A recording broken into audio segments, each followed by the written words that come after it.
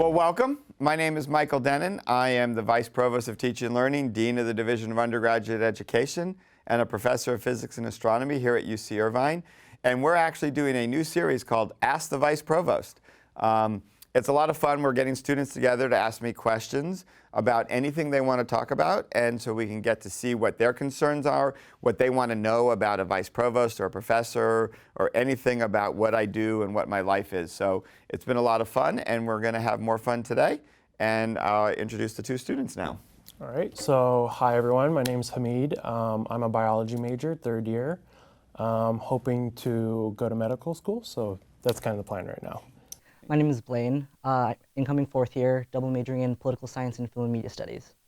Awesome. Well, let's go ahead and start with our questions. For sure. So I'm just kind of curious, could you just describe your role as vice provost, what you kind of do, what your goals for the position are, and how you might want to achieve those goals? Sure. Well, when I first started out, I thought my main job was to name things. That seemed to be what I had to do the most of. One of the interesting things about this particular vice provost role is it's been recently created. The role is only a year old here at UC Irvine. And it's a very exciting one, because if you notice, it's Vice Provost for Teaching and Learning. It really was a vision of Howard Gilman's, our now Chancellor, but when he was Provost, to create an office that really sent a message to everyone, students, faculty, the world, how important teaching and learning was to UC Irvine. And so my job was to then create what that office would be and do. So a lot of times as a Vice Provost, you're always involved in creating new programs, looking for new ways to go, and kind of the vision of some group. But it's often a group that's well established and has a long history. So it's a slightly different job and role. Your primary role always is as an advisor to the provost. So in the university structure, there's the chancellor, and then there's the provost. And the provost runs the day-to-day stuff of the university and has a cabinet, effectively, that advises them and helps run it. This particular job, we have the challenge of creating something completely new. Now, I say that, it's not completely new because we get to bring together pieces that existed on campus but now have to work together in exciting and new ways. So one thing is, we have the Division of Undergraduate Education, DUE. A lot of people go, well, what's that? I don't really know what that is. And I like to describe that as everything academic that's not in your major. So if you guys, undergraduate research opportunities program, honors, and I always make the mistake of trying to name them and I forget programs and they get upset with me. But the Entrepreneur Center, the Study Abroad, UCDC, Writing Center, LARC, Student Support Services, all of these things, the Transfer Center, International Student Programming. These are things that reach out to the students and intersect their academic experience in exciting ways outside of their major. And then we also brought together a new unit called the Division of Teaching and Learning, which is really aimed at the faculty and instructors and grad students and postdocs who are instructors, and helping them in that space of instruction through media services, through instructional design, and through just general support through our Center for Engaged Instruction. And then we brought together summer session, which sounds a little odd, right? You've got these other things, why are you doing summer session? And it really brings together this creative space in the summer where you can do a lot of programming for students and faculty. So when you say, what's my vision for the unit? I've always been passionate about teaching, as well as my research. And so one of the things I really want to do is kind of elevate that discussion, because students don't often see it. The faculty at UCI really do care about teaching and really do care about the students. What we don't do very well is talk to each other about it. So if you had a really good idea about teaching, you might not let him know, just because of time or whatever, and the idea doesn't spread. And so we get these really good teaching ideas, but we need a way to bring them together, increase the communication so that it can impact the students. The same kind of with the units in DUE. They're great units, they support the students, they do a lot of awesome programming, but we don't always leverage them in a cooperative way as well as we can. So a lot of my vision is just raising the level of what we do so it can be even that much more impactful for students. So as a professor of the physical sciences, Right. What do you think is kind of be the next big thing in technology that kind of brings us a little bit closer to worlds like Star Wars or Star Trek? I mean, what is that? So the next big thing, so first of all, it's always dangerous to make predictions because they never come true, but I'll do it anyway. I can predict what it won't be. Everybody always wants me to tell them how to make a lightsaber. We're probably not going to get lightsabers. I know, I really want one too. The challenge there is the energy And we can go into that later. But the next big technology I'm really hoping, and I wonder if we will, is make a breakthrough around computing, a fundamental change. A lot of people are working on it. You know, computers have a fundamental limit the way they're currently designed. They're designed around silicon technology. They're basically all the same, and it's all about making things smaller and smaller and smaller, and you eventually hit fundamental limits. And they also are based fundamentally on a binary storage system, ones and zeros, and that has certain limits. And what people are really interested in is, can we get real quantum computing? Can we get real molecular computing? Can you do something different where you take advantage of really fundamentally what biology does? Computing and the way biology makes decisions and does stuff is not based on electrons moving through silicon. It's really based on ions and ion flow and taking advantage of that. You can have different types of ions and many different states for the ions. And when you think about the brain, there are just some fundamental structural differences between the brain and the computers we make now. And breakthroughs in that area of technology, I think, will be very transformative, and they're not that far away, I hope. The other side I would really like to see a breakthrough, but this is much harder and much farther off, is in space travel. I've always wanted to fly a spaceship. That's kind of why I went into physics, and then I ended up studying bubbles, so I don't know really what happened. But I mean, we can make them, right? We've been to the moon, we've sent probes all over the place, we can get to Mars, but the universe is so vast, unless you figure out something radically different technology-wise, it's hard to imagine how we would ever explore all of space. And I'm a big believer that we'll figure out how to do it, or otherwise there's a lot of wasted space out there, and I don't think space gets wasted that much. So that's where I'd like to see a breakthrough, and I think it's possible, but it's just farther off. What are your estimates on, like, I know predictions are... Well, you know, the computer side, I think we're getting surprisingly close, right? And a real transformation in computing could easily happen in, you know, 10 to 25 years, which sounds long, but really isn't that long. The challenge with a fundamental breakthrough in space travel is the holdup really is our fundamental understanding of science. It's not an engineering technology problem at the moment.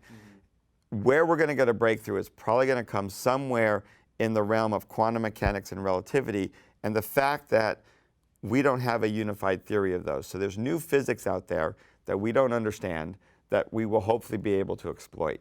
An example of that really cool recently came from UC Irvine.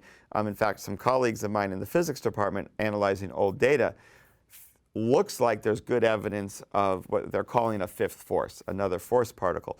And right there, that's an example of some of the new physics that could have implications down the road for how you would think about space travel. So that's so hard to predict because technology, you know, you're sort of on a path and you can see, okay, we're there and we're going to get it. Making a real fundamental breakthrough in basic science is really random. You know, you never know what smart person is finally going to do that. So with just such a large number of universities in the United States and the world, it's really easy to get lost in this mess of understanding what's specific to each of these schools. What do you think is very specific to Irvine and UC Irvine? UC Irvine, I think, has two, particularly for undergraduates, right? It would be a different question if you were a faculty looking for a job, if you're a grad student looking for a grad school. Grad schools tend to be much more, in my mind, field specific, though there are general things as well that really would make it better or worse for a grad student. But for an undergraduate, there really are a couple of things about UC Irvine. One, we are very unique in how many schools we have. If you think about it, right, your students here, you know, it can be confusing and overwhelming, but it's kind of cool. You know, we've got physical sciences, biosci, ICS, engineering, social ecology, social science, humanities, education, arts, law, which I know is not really for undergraduates, business. We've got nursing is going to become a school. We got public health, pharm sci. I probably missed one and they're going to yell at me. But you know, we've got all of them. And what that does is it takes a big university at UCI and make it a little bit smaller. And that's helpful from a student perspective, right? Because one challenge in going to a big university is not getting lost. And if you have those schools, that can help with that. But you then have that benefit that we're a major research university and we're large and we have a lot of diversity. My daughter is going to a small liberal arts school grade school works great for her, but there's not really a lot of science there, for example. And so if she had decided at the last minute that no, she didn't want to do the general area she's interested in, she really wanted to do physics, there actually is no physics department, right? So your choices are limited. And we know many undergraduates change their mind. So being large helps when you have to change your mind and gives you lots of choices, but it can be overwhelming. But UCI having all these schools makes it smaller. But I think the other thing is we're really exciting position in that we're a great university that's kind of young, and we've developed this kind of entrepreneurial spirit that I think our students embrace. And so you see that in our esports effort, right? It's a new thing, right? Not every old, like, stuck-in-it-ways university would be willing to embrace esports, but we are because we're new and flexible. At the biggest level, we have applied innovation in the Cove that the university is really pushing for entrepreneurship university-wide. We're making it a theme. But at the undergraduate level, in the Division of Undergraduate Education, we partner with Applied Innovation through our Entrepreneur Center because, of course, we're ant-eaters, right? You know, so you gotta get the ant in there. And these are just sort of things that are happening on campus that I think are really cool. And the third piece is, I really believe for an undergraduate, and this is going to be different for everyone, you want to go to a place that has the feel that works for you, right? And the geography that works for you. So we're the #1 beach school, beach lover school. I forget the exact title, but something like that. We beat out Santa Barbara and San Diego. I'm not sure how we did that, but we did. But you've got the beach here. It's classic Southern California. If you don't want to have to like deal with the snow, but you want to go visit it, the mountain and the snows are close in the winter, but you don't have to deal with it here. You have that kind of weather. Now, you have other things. You don't necessarily have a true college town. So as a student, you'd have to be aware of that in making your decision. But you also have one of the safest cities in all of the United States. So you have a lot of these intangible factors that as a student, I think we forget to look at, right? We look maybe just at ranking or something, and you forget you actually have to live there, right? And there's a lot of great things about living in Irvine. Good question. Hopefully we'll have people watch this who are planning to pick schools, and now they know why to come to UCI. So in the previous set of students, one of the students asked, you know, what do we do after undergrad? Right. And you had said in part, you know, try to find your passion. And I think for me personally, I just see that, you know, finding a passion is probably one of the scariest things as an undergrad. Yes. So how do you, how do you approach that? How do you put yourself out there and try to, there's so many options. How do you even come to terms with that? It is hard. And you know what? It's often the weird things that make you decide. So I loved history, and I loved physics, and I loved math. And I didn't know what I wanted to major in. Now, where I went, you were not allowed to declare a major at the end of your sophomore year, so there was some choice. And you had to be a little smart. Since physics and math were two of my passions, I, of course, had to take the prereqs, or you just knew you couldn't major them. History was a little more flexible, so I was taking that. And it's funny, you know, you're right. We all have lots of passions, and then you have to kind of start asking yourself the hard questions. So I love soccer. I loved playing soccer. In my delusional dreams, I was going to play in the Olympics or the World Cup. I couldn't decide which.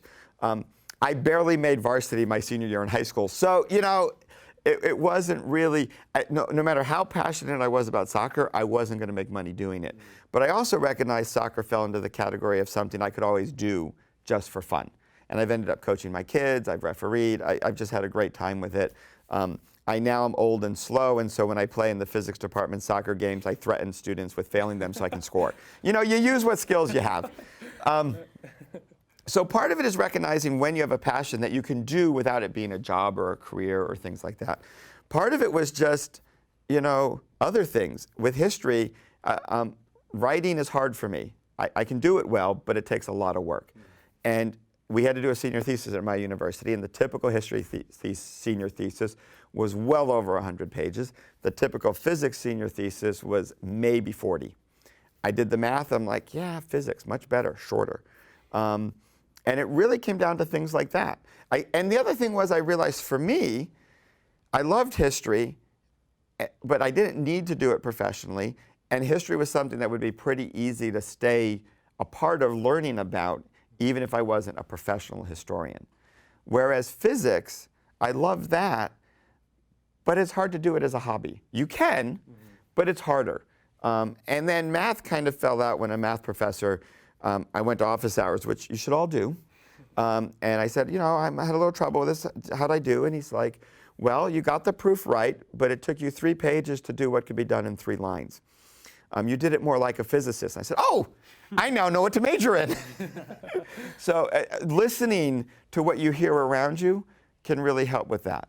Because, you know, it is hard to find your passion and to like commit to it and go after it. It's also sometimes hard to hear that, yes, I may be passionate about it, but I'm not really great at it. It doesn't mean I stopped doing it. I mean, I still took math classes and had fun with it, but I didn't have to worry about like depending my career on it. And so those are some of the things that can help, is just getting that feedback and thinking through those things. What can I do as a hobby? What can I do for fun? What can I really make a career out of? Can help a little bit. But it is scary, but also knowing, one of the great things I think that I've learned, and everybody I know seems to learn, there isn't one right path to success, right? And any path to success will involve failures and choices that don't work out. So as long as you're aware of that, I mean, the biggest for me was I didn't get into most of the graduate schools I applied to. And at first that was just, I felt, you know, that's not a good feeling. In fact, one grad school, a UC up north that I won't mention that happens to maybe be in the San Francisco area, actually sent me 3 rejection letters for 1 rejection. I don't know if that was just like a typo, my name kept coming up, or they really didn't want me to go. But it all worked out. I went to a great grad school, I got a great training, and I ended up with an awesome job, and here I am at UCI as a vice provost. So getting through those can also be part of the challenge. Great question. So as a big public university, we have a very diverse group of students that Yes. attend our campus. What do you think is the role of the vice provost in terms of integrating more inclusive dialogue in the classroom? That is the most amazing, great question, because that is my theme for the year. Really? Yes, I haven't announced it yet, so you've heard it here first. Yeah, exactly, an exclusive. Because I don't really know what it means to have a theme for the year, so that's why I haven't announced it. But I really think, and I've been, you know, my first year as vice provost, a lot of what I did was go to national meetings, try and get a sense what other people in my role are doing, what are the top themes out there. And really, you know, the classroom space is kind of the last space left in the university where we need to have dialogue about those issues. And I'm not saying we've gotten it right everywhere else yet, but if you look around campus, it at least gets discussed, right? And to a large degree, the classroom is kind of this space where we've like, okay, that's just up to the individual faculty. And it is to a large degree, but at the same time, we want to be able to support the individual faculty in creating the best possible learning environment for the students.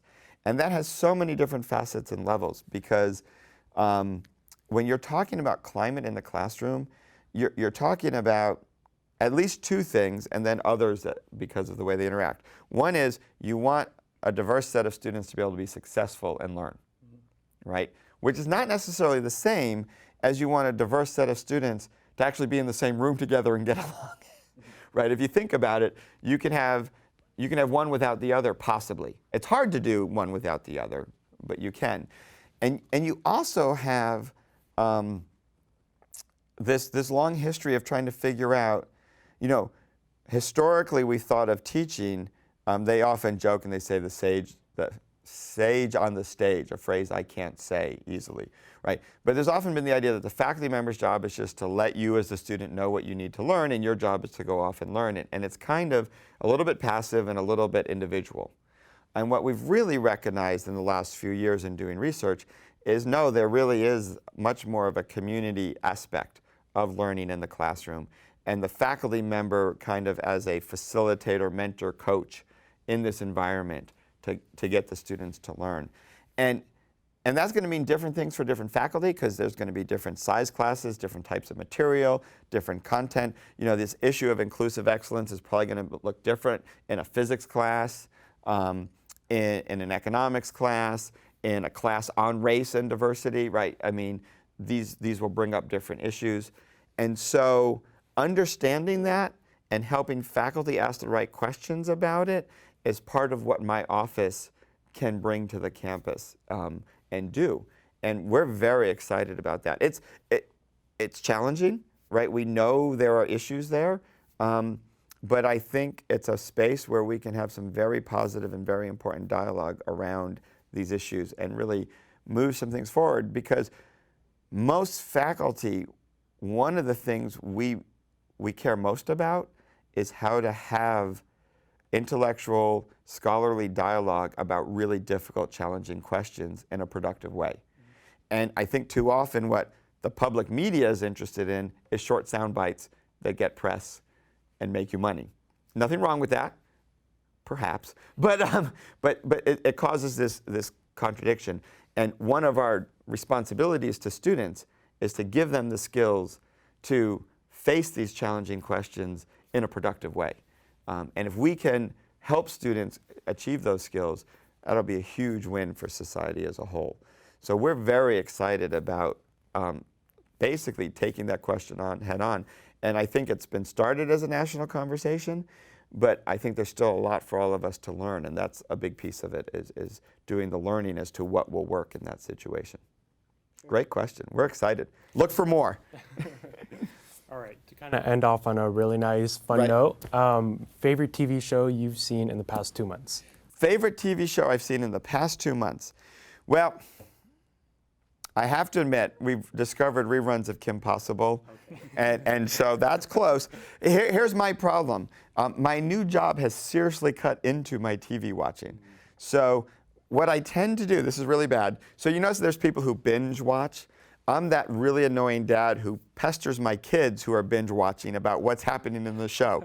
So I am vicariously watching Game of Thrones through my oldest daughter, who has decided on her summer vacation from college to catch up on. So she started watching Game of Thrones from season 1. I think she's up to season 4 already. I've seen maybe 10% of the episodes while she's watching them. Great show, I love it, but most of it is asking her what happened. So I get these recaps after she's watched 3 episodes. So it's a very bad way to watch TV, but it is my one regret. It's weird. I feel like, the whole watching TV with everything streaming and all the different ways of getting at it has really changed.